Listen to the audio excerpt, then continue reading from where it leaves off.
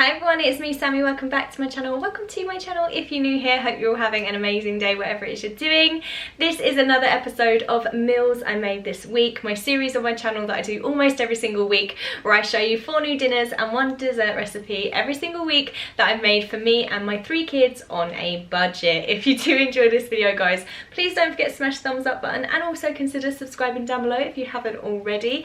And without further ado, let's dive into some meal inspiration and see what I made this week. It's Sunday evening guys, and we're going to be making a roast dinner tonight with sausage meat stuffing as our main part of it. Let's run through the ingredients and the overall cost of this meal. Going to be using some Aunt Bessie's Yorkshire puddings, some vegetable oil, about 1 kilo of Maris Piper potatoes, some ready to roast parsnips, some chantenay carrots, some sage and onion stuffing mix, 400 grams of seasoned pork sausage meat, some gravy granules for meat, some thyme, rosemary and some garlic cloves, as well as some frozen broccoli and Brussels sprouts to serve.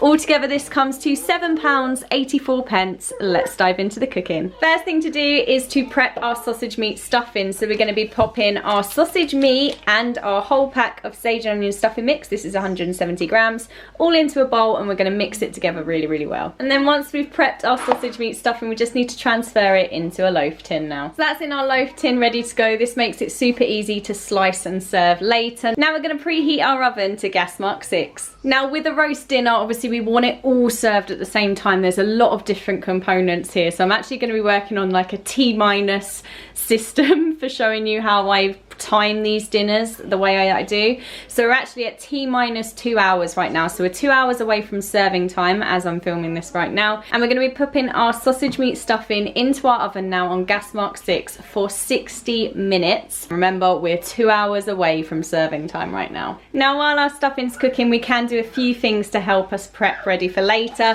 So first up, I'm going to put our Brussels sprouts and our broccoli into a small saucepan with some cold water and just leave that aside, so that way we can pop the rest of our frozen vegetables away that we're not using. Just like so. Then what we're going to do is peel and chop our Maris Piper potatoes. Like I said, I'm going to be using about 1 kilo here, and we're going to peel and chop them and pop them into another saucepan filled with cold water. That's our potatoes all cut and prepped in some cold water. I've added a little bit of salt now. We're going to put these on to boil now while our sausage meat stuffing is cooking in the oven, and we want these boiled until they're falling apart and super soft, ready for our roast potatoes. And while they're boiling away, we're going to prep our roasting tin. So we're going to start by adding about 8 tablespoons of vegetable oil, and then to our oil we're going to add a few sprigs each of fresh thyme and fresh rosemary, just like that. And then to this we're also going to add our 6 cloves of garlic. I'm just going to crush these now with my knife, but we're going to keep the skins on. And that's our roasting tin all prepped, ready for our roast veg in a little while. Just before we get into 1 hour and 20 minutes until serving, I'm going to turn the gas mark on the oven from gas mark 6 to gas mark 7. Then I'm going to put our sausage meat stuffing on the middle shelf, and then we're going to put our roasting tin on the top shelf to preheat for 10 minutes. And while our roasting tin and oil are heating in the oven, we're going to stop boiling our potatoes now. We're going to turn that off the heat, drain these in a colander,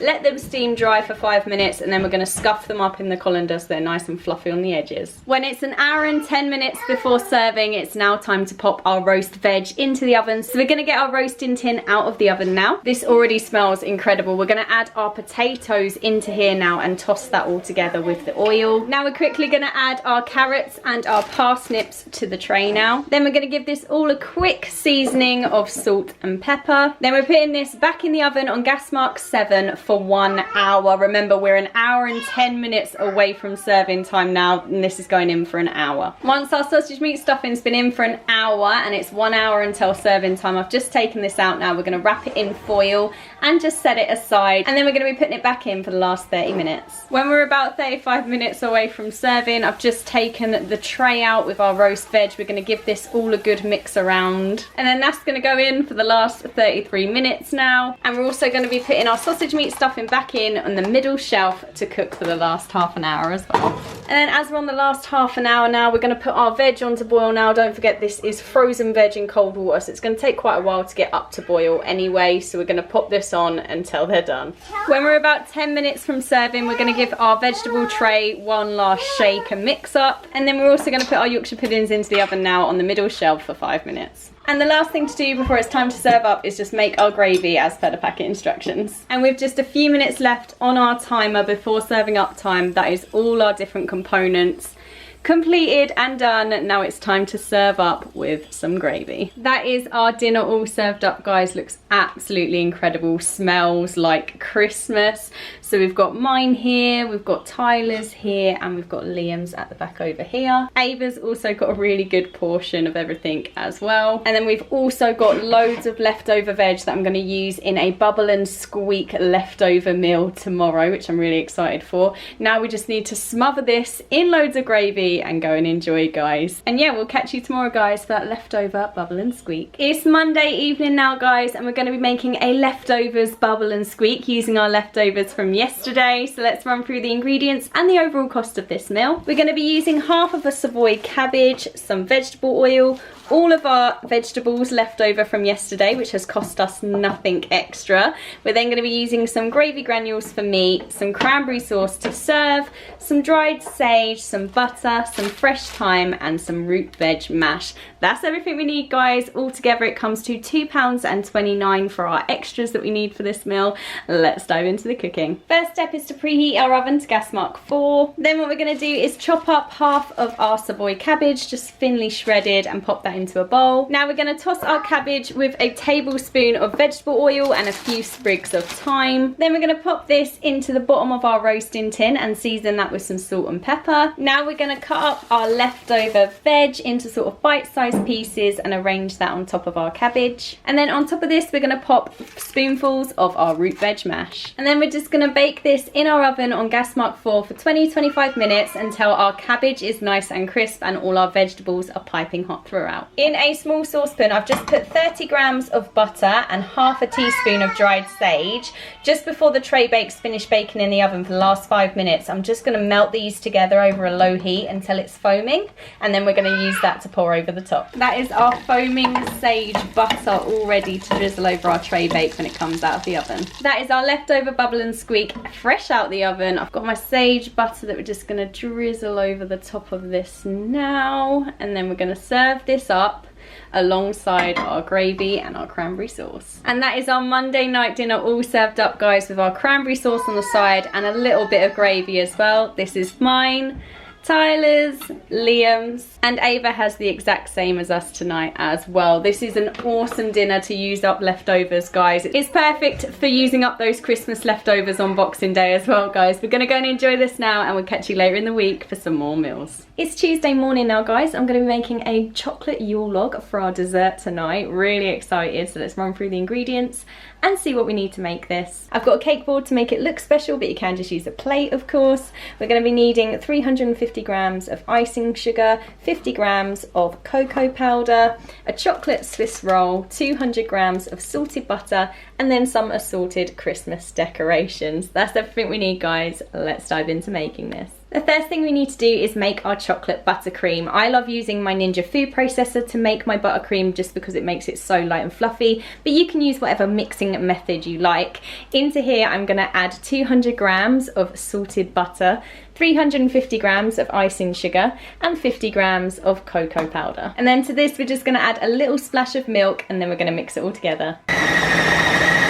That is our chocolate buttercream all made. Now I've got my cake board ready. We're going to cut our Swiss roll now into a shape of a T. So I'm going to cut about this much off the end, and I'm going to place that next to this section in the middle of the board. Just like that. Now what we're going to do is coat our entire Yule log with our chocolate buttercream, covering the edges all over. And then once the Yule log's covered, it's time to decorate. Now what I love to do is to use a fork to create the grain of the tree bark. So literally just dragging it lightly through the chocolate buttercream all over. And I also like to do a sort of swirl at the end for the trunk as well. So I'll sort of just drag the fork as a circle through there, and I'm just going to finish off doing the rest of this now. And that is how it's looking now. And now for the fun decoration finish, I'm going to pop a little bit of icing sugar into this really small sieve, and we're just going to shake it over the top to look like a light dusting of snow, just like so. I think this is really cute looking. You could leave it just like this for your Yule log to be finished. However, I did pick up these little decorations, edible decorations and stuff from Asda, so I'm going to pop some of these on to make it feel even more Christmassy. And that is our pudding for tonight, all done. I cannot wait to share this with the kids tonight as an early Christmas treat. I think it looks adorable with our little festive scene on the top. So cute. Now you can keep this in the fridge, guys, but I just like to keep it at room temperature if I'm eating it the same day, just so that the buttercream stays nice and soft. And yeah, absolutely love this dessert, guys. And yeah, I'm going to be making this again for Christmas Day as well, but super excited to have this tonight for pudding. It's Tuesday evening now, guys, and it's time for me to make some dinner for me and the kids. We're going to be making a pigs in blankets carbonara. Super simple, 4 ingredients, and not too expensive either. Let's run through the ingredients and the overall cost of this meal. I'm going to need 100 grams of grated parmesan, 12 pigs in blankets, 400 grams of spaghetti, and 3 eggs. That's everything, guys, and it comes to £6.12. Let's dive into the cooking. I've just preheated the oven to gas mark 6 because that's where I'm going to cook the pigs in blanket, because the first step is to cook our pigs in blankets. You can cook these in the air fryer, however you like to cook them. I like to cook them in the oven personally, so they're going to go onto a baking tray now, and they're going to cook for 25 minutes at gas mark 6, and then once they're cooked we want to cut them all in half. Now 10 minutes before our pigs in blankets are done, I've just popped a large pan of salt water on to boil, and then what we're going to do is add our 400 grams of spaghetti into here now and cook that for 8 to 10 minutes until it's al dente. And while our spaghetti is cooking away, I've cracked our 3 eggs into a little jug. Now we're going to mix these up now with about 80 to 90 grams of our parmesan. We're going to leave a little bit aside ready to garnish at the end, but we're going to make sure that's really well combined with our eggs now. And then when the spaghetti is cooked, we're going to reserve a cupful of the cooking water, turn this off the heat, drain it, and then return the spaghetti to the same pan. And then to our pasta, we're going to add our egg and parmesan mix along with a splash or however much of our cooking water we need, and then we're going to stir that all together until it makes a creamy glossy sauce. And then once it's looking like this, absolutely delicious, we're going to stir through our halved pigs in blankets, and then we're going to serve up, garnishing with some black pepper and a bit more parmesan. And that is our Tuesday night pigs in blankets carbonara all served up. We've got mine here, Tyler's, Liam's, and Ava's got the exact same as us tonight as well, guys. We're going to go and enjoy this now, and we'll be back very shortly for some pudding. Pudding time now, guys, and it's time for us to serve up the Yule log. So let's cut into it and see how it's looking. Absolutely phenomenal. I love this recipe so much. I know I didn't make the Swiss roll, guys, but this is the easiest way to make a Yule log this year. And I love the cream filling on these Asda jumbo Swiss rolls because they are it just makes it so tasty. Me and the kids are gonna go thoroughly enjoy this now, and we'll catch you tomorrow for another dinner. It's Wednesday evening now, guys, and for our last meal of this episode, I'm gonna be making a winter shakshuka. Let's run through the ingredients and the overall cost of this meal. I'm going to be using 2/3 of this pack of curly kale, so about 100 grams. We've got 2 tins of chopped tomatoes,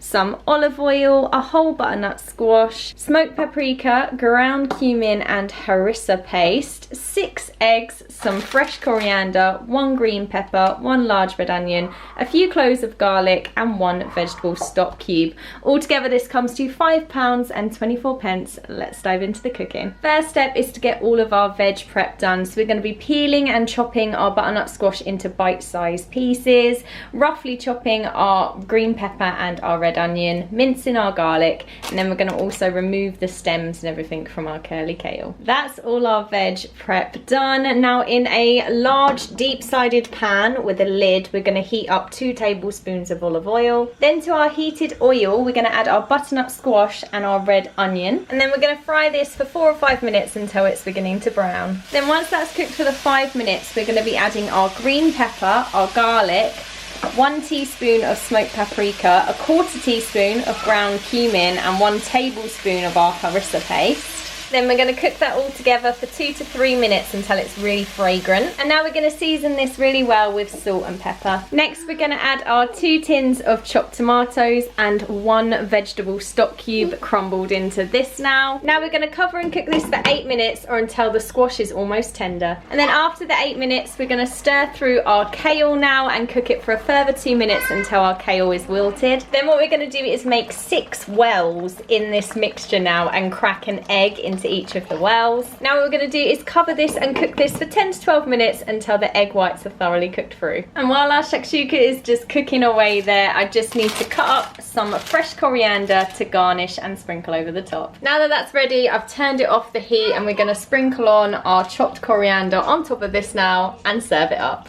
And that is our Wednesday night dinner all served up. We've got my portion here, Tyler's, Liam's, and Ava's got the same of us as well. We're gonna go and enjoy this now, guys, and that is our week of food completed. And that is everything that I have for you this week, guys. I'd love to know what your favourites were from this video down below in the comments. Our favourite this week, mine and the kids combined, definitely the chocolate Yule log. How can you not love a chocolate Yule log on the lead up to Christmas? That's also gonna be our Christmas Day pudding as well.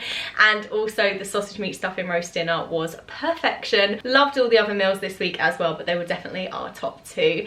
Thanks so much for watching, guys. Thank you for all the love and support on my channel. It means the absolute world to me. And hopefully I will see you again next week for our final episode of meals I made this week for 2025. We are going to do another series of meals I made going into 2026, so don't worry, they're not going anywhere, but they are going to have a slightly different format and some more fun food challenges in there, sort of trying to make meals for a certain budget and things like that. It's still going to be new recipes every single week, but it's just going to be a slightly different format. But yeah, stay tuned for that. Make sure you subscribe if you don't want to miss any. And yeah, hopefully I'll see you soon for another video, guys. Take care.